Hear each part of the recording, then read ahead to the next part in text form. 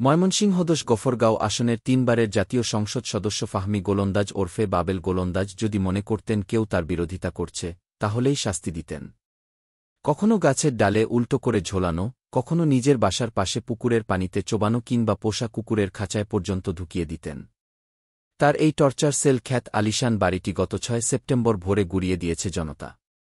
নির্যাতন ছাড়াও দখলবাজি, স্বেচ্ছাচারিতা, মনোনয়ন বাণিজ্য, বিরোধী দল দমন, টেন্ডার সিন্ডিকেট, চাঁদাবাজিসহ এমন কোনো অপকর্ম নেই যা বাবেল এবং তার বাহিনী করেনি।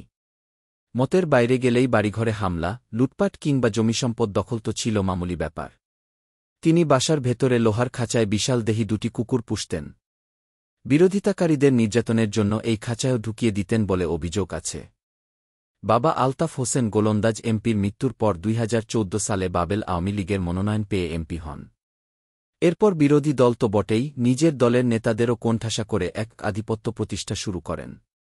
যারা বাবেলের কথা শোনেনি তারা গফরগাঁও ছাড়তে বাধ্য হয়।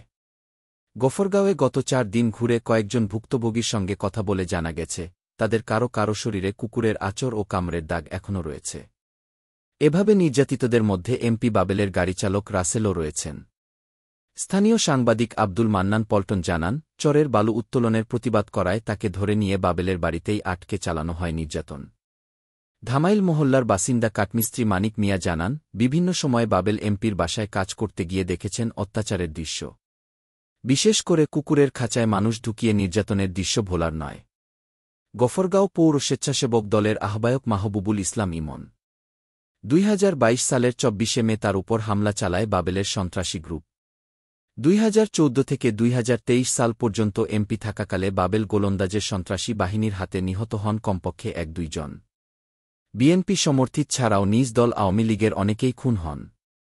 তাদের মধ্যে ইবনে আজাদ কমল, মানসুর আহমেদ, মাওলানা সিরাজুল হক, শাকিল আহমেদ, জয়নাল, ডাক্তার হারুন ও নুরুল হক খানের নাম উল্লেখযোগ্য।